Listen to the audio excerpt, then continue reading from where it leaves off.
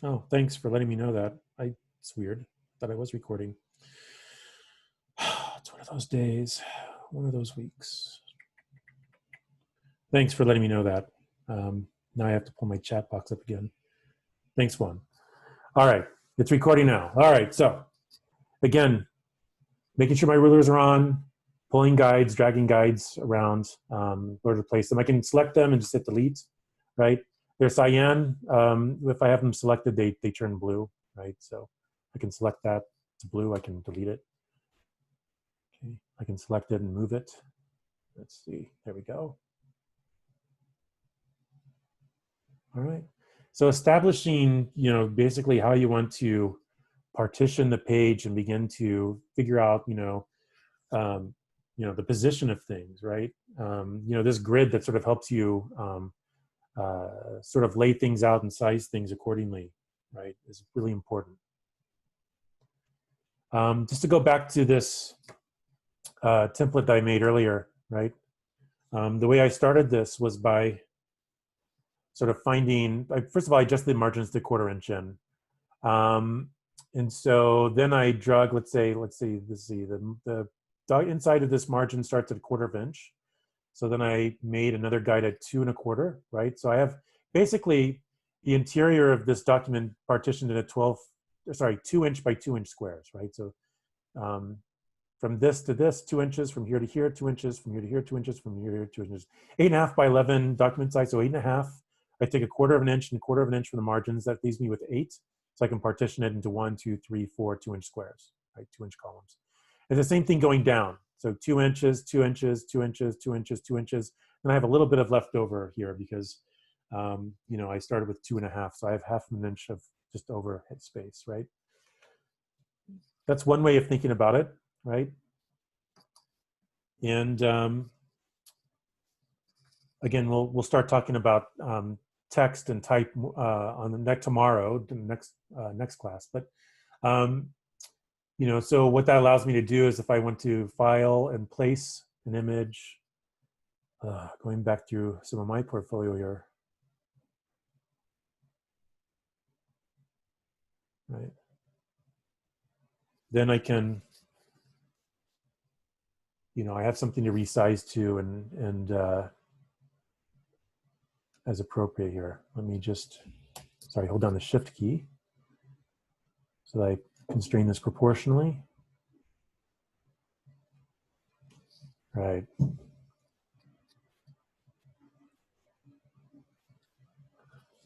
Then I can adjust my frame size and I can move the image up. So I'll go through this in just a minute, but you can begin to see I can begin to, make things conform to this grid. I'll just place one more. Let's see here. Maybe this one's a more landscape orientation. Here we go. Once again, well, why did it not size? There we go. I can go ahead and size the frame here so it fits the guides here. And then I can go in and move the image around accordingly. All right, here we go. Right, so again, just sort of making, some sort of grid, having a logic here, and maybe being able to go back and forth, right? So I'll talk about masters in just a second. Over here, I made a sort of 3 by 3 grid, right? And so what I did is I just established third, then offset things to make a sort of gutter that's 1/4 inch between the cells of the grid, just like the margins are in this case. Okay. There's a number of different ways you can think about this, right? Depending on the sort of nature of the sort of images that you have, your own personal preference, your idea about how to tell the story and how to arrange things, organize things here. All right, so I'm going to go back to my new file here for the demonstration. I'm just going to select all of these guides and delete them. And let's start. Again, this is a brand new, fresh document. The only thing I did is I changed the margins from 1/2 inch around to 1/4 inch around. I'm going to make similar to the one of the templates I just showed you. I'm just going to make a template of, let's say, 2 inch squares. Okay. That's going to give me a lot of flexibility as I go. So one of the things I'm going to do is, and I mentioned this earlier, is I'm just going to go to the master. Okay, I'm going to double click. I'm in the pages panel over here, right? So you can always bring this out, right? Select pages. Here are all my regular pages. Here are my master pages. They're like the templates that you can make yourself. Okay? And I'm going to, now that I have the master, I'm inside the master and I'm modifying those. I'm going to go to layout and I'm going to go ahead and adjust my margins like I did before. Go ahead and make those 0.25 all the way around. Hit OK. All right. And again, I can click and drag from my rulers. And so I'm going to put this one, try to put this one at 2.25. There we go. And try to put this one at 4.25. As one does. 6.25. And then this one should already be at 8.25. Yeah, there we go. Now I'm just going to select these and I'm going to hit Control C, copy, and then Control V, paste. And these new ones that I just pasted in, I'm just going to move over and try to position perfectly. So here they start at, here, I'll just move them over. This starts at 8 3/4. So this one needs to be at 10 3/4. There we go. And they're all spaced 2 inches apart, so that should work well. Okay. So once I've done this once, I can just keep, sort of putting these over. And again, to make horizontal rules or guides, I can click from the horizontal ruler, click and drag. Again, this starts at 0.25, so I'm going to go to 2.25. Annoyingly, they're not going all the way across the spread. 4.25, I'll fix that in a minute.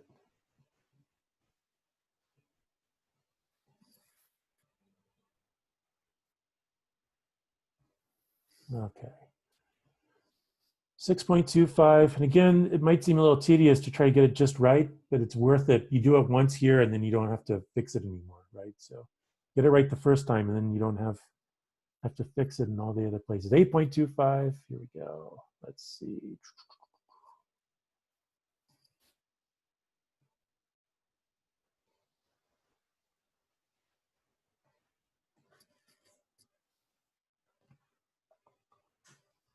I'll go ahead and do it over here for this one.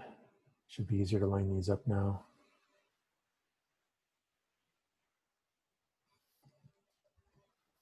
And 6.25.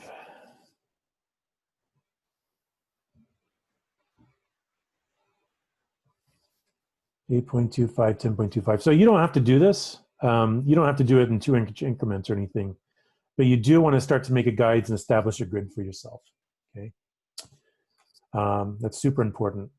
So now, when I go to my pages and I start to make new pages, they all have this layout to them, right? And if I want to change that layout, I go back to the master and I change it once in the master. Right, so I move that over. All of these will now follow suit. Okay, I don't know why I would move that. That would be a terrible idea, but just to show you, right, for demonstration's sake. All right, so I have a grid.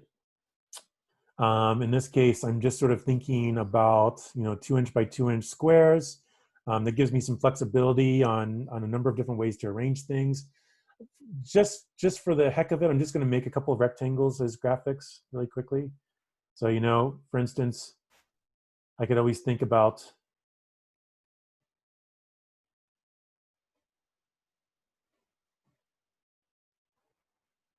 having a set of things along the side. The key thing here is that I don't know why that didn't size appropriately. Should snap pretty easily to the guides you make. That's pathetic. Okay.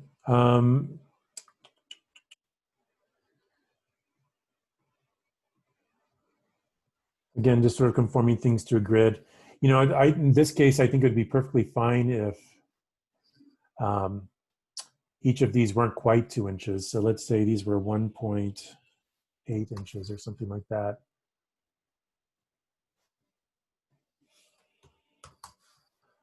Right. So you get to this point, you go, oh, well, maybe I actually need, you know, a sort of margin or gutter in between each of the thing, you know, sort of thickening each of these grid lines, right? So let me just delete these. Again, an easy way to do that, if you're inclined to do that, is to go ahead and select the guides. See if I can, oh, sorry, in the master. There we go. Go back to the master, select those guides, hit copy, and then paste. They should paste right in place. And I can just make this copy of them and bump them down, right? A certain amount. Then I could also paste one more time and bump these up the same amount, right?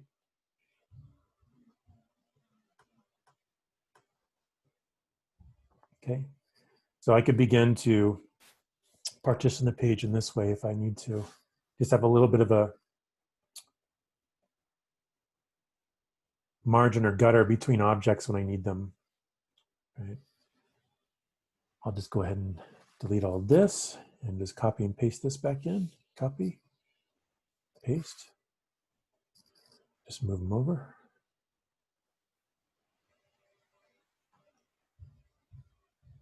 And this should be at 8 3/4. Oh, and then I accidentally create. Yeah, just want to be careful here.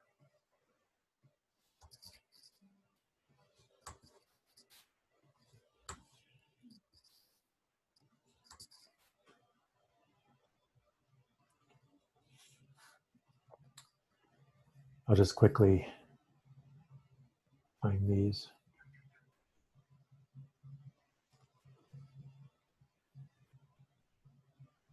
Again, Control plus, you can zoom in, Control minus, you can zoom out. Just really line this up really quickly. Okay. And so again, I'm just sort of, you know, laying these things out, trying to be as careful as possible. Okay.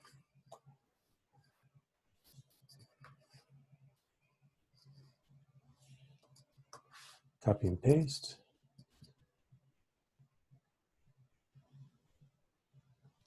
All right. Copy and paste. All right, cool. All right, so let's actually add some real graphics here. I'll just add some JPEGs.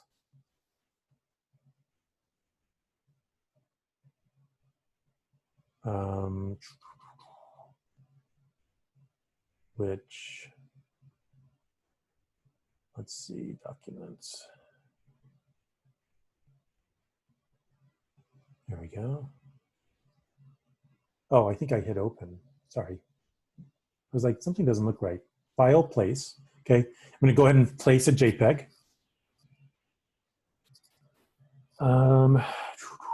Let's see here. In this case, I'll just find one that's already sort of articulated in a grid. Let's see what this one is. Yeah. Take some 367 work here. Doing some laser cutting here.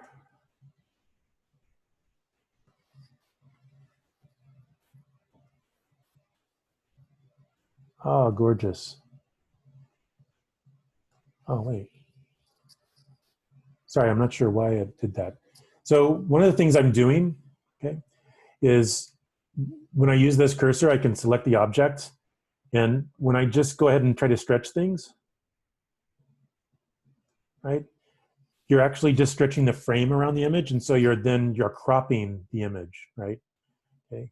If I want to just sort of pick all of the image and scale it, I have to go to the scale tool here, the free transform tool. Okay. I don't know if you can see where my cursor is located, free transform. Now suddenly I can sort of stretch this thing all at the same time. Okay. So that's one way of doing it. I'm not sure why my cursor keeps hopping on me here. That's really dumb, but. Another way of doing it is I could, you know, again, just select this with my cursor and again, just take that outside frame and stretch it and snap it. Then afterwards, I can right click on the image and I could say fit, and I could say fit the content to the frame, right? And it'll then shrink everything inside the frame really nicely here, okay? So in that case, what I did is I just right clicked, fitting, fit content to frame, fit content proportionally. Let's do that, right?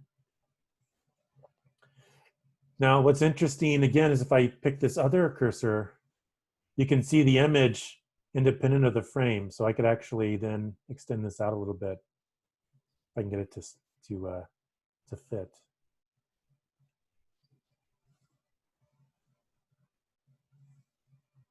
I don't know, for some reason things aren't working proportionally. I'm holding down shift and it's still not doing things proportionally. That's kind of weird. Should. Okay. Okay.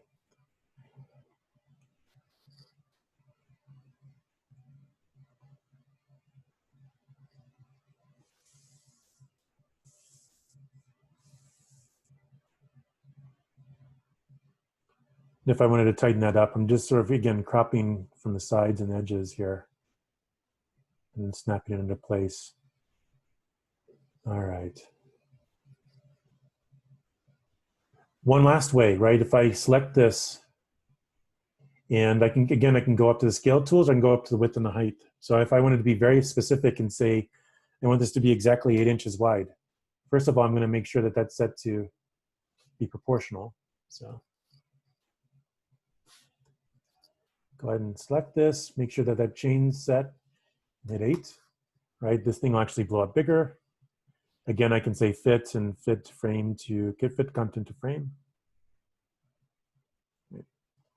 There we go. You want to be careful about making sure that when you're fitting things that it doesn't stretch, okay? That you're fitting things proportionally. Some graphics don't necessarily, conform to the grid exactly. So sometimes, like when I have this example, I'll have to make a decision. Do I want to, is it really important to always have a bottom edge right lining up here? Or is it more important to have a top edge and I don't worry about the bottom edge, right? So again, you have to make these calls as you go. There's no necessarily a right or wrong answer. More of a, trial and error, sort of testing things out, and then aesthetically sort of looking at things and see how they work together.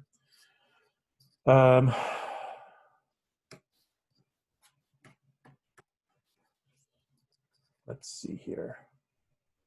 Yeah. All right. I'll just go ahead and place another image. Now, the other thing I'm going to mention here, I'll place one more JPEG really quickly. Try to be quick. Let's see. Ghosts of projects past. Let's see here.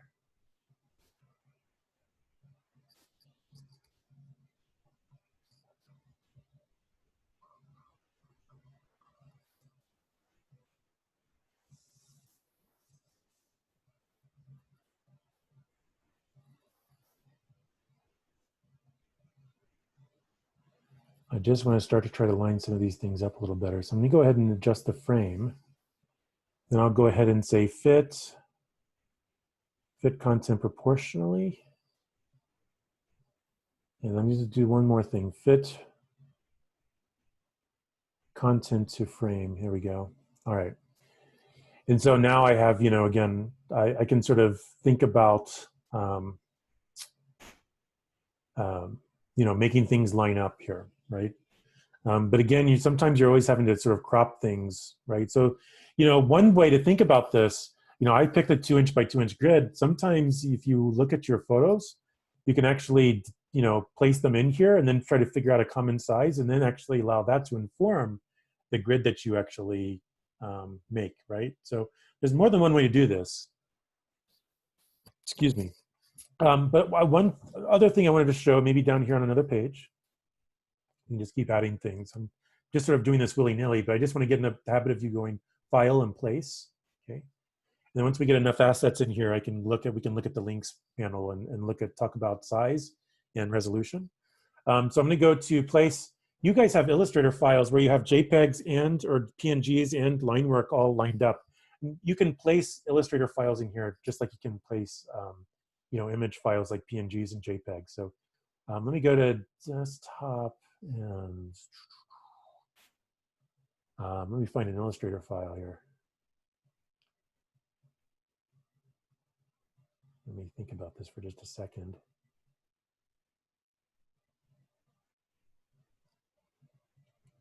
I hate it when it's actually, I don't like the icons. I want the list. Date modified. So let's find some of the more recently modified things. Section perspective line work. Let's try to find the plan. Let's see. Plan elevations. Yeah, so let's see. Here's my plan and elevations. All right. So the preview of this might look kind of weird on the screen, especially as I move things down. Okay.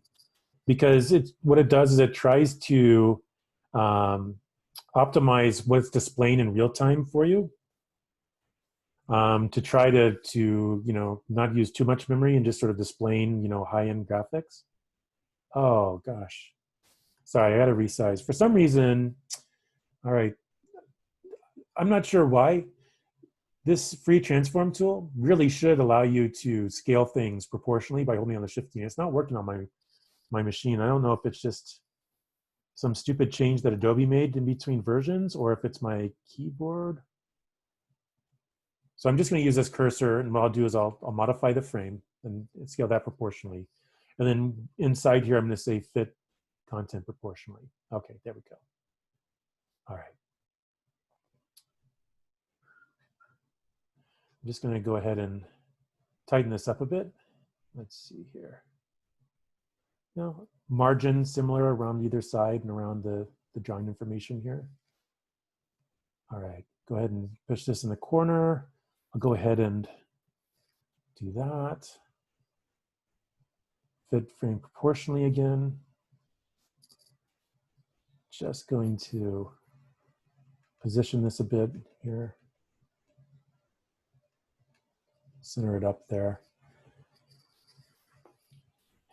And one last thing, I mean, it'd be great if I could actually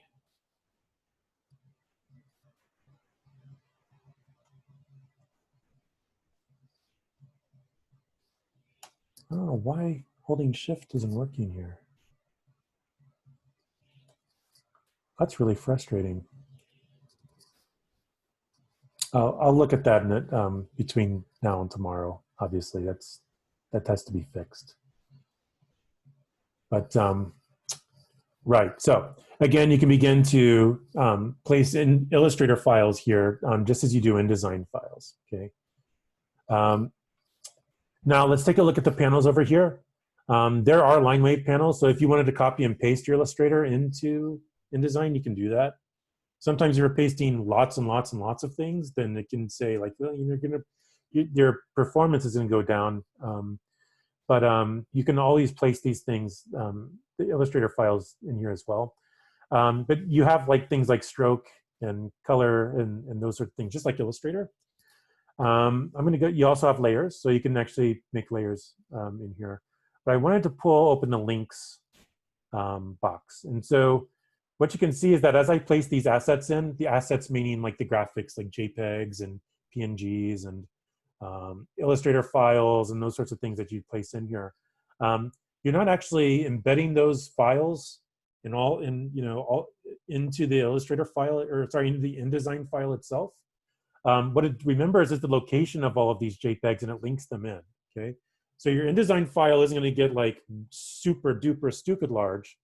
What it'll do is all it really has to remember is the information, the file path information to pull in that Illustrator file or that JPEG that's ridiculously large and 600 dpi or something like that.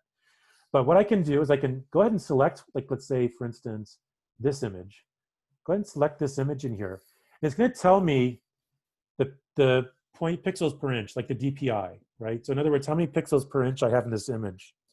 And also, if I stretch it, it'll tell me the effective PPI. So it'll tell me like, oh, This is 240 PPI. Here's the dimensions. Here's the effective PPI. So you've shrunk it down, right? So you're fine. Here I have 300 DPI, the effective PPI, let's see. So it says the original dimensions were 5100 by 3300. That's a decent sized image. And I shrink it down, okay? And so it's gonna remember this stuff. The long story short, if I then move these files that I placed in, it's not gonna be able to find them and I have to relink them in, okay? So keep that in mind as you go. You wanna make sure that you have things in the right place before you start dumping them into InDesign. And like I said, if you, and again, same with the Illustrator file, right? So here's the Illustrator file. Remember is where it's located, the name, its path, everything else. So if I go back into Illustrator and change this, and then I open up InDesign, it'll reflect the changes because it's really just reading the InDesign or the Illustrator file.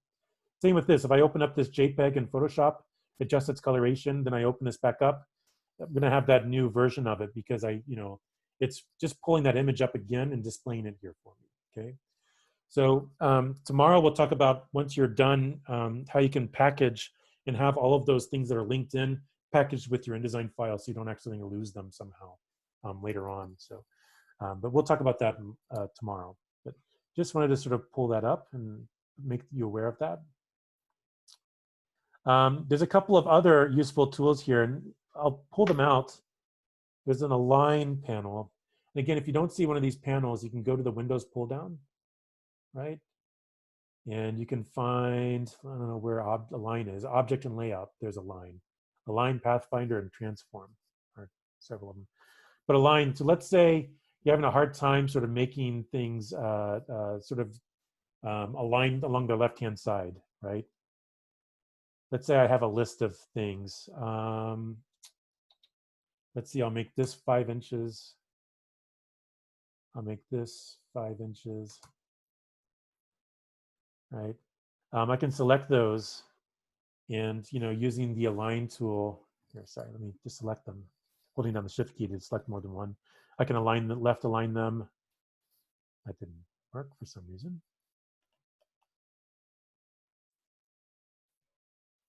Why is it? Oh, sorry. For some reason, I keep deselecting. You have to have more than one thing selected in order to, yeah, that would help. Okay, right? So I could begin to align things up this way, right? So if I really want to be careful here, I can use that Align tool, or again, I can select these things and then again make sure that they're located directly, precisely, right? So like, let's say the top left-hand corner needs to be at 0.25, 0.25 or whatever. Okay. Let me just shrink these down a little smaller. Here's something I see a lot of.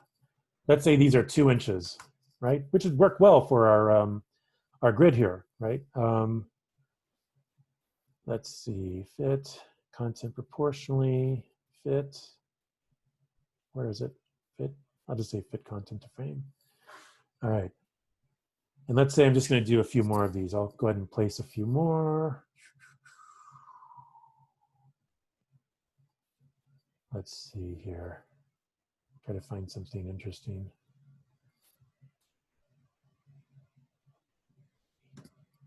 Yeah, that'll work. So I'll make this 2 inches.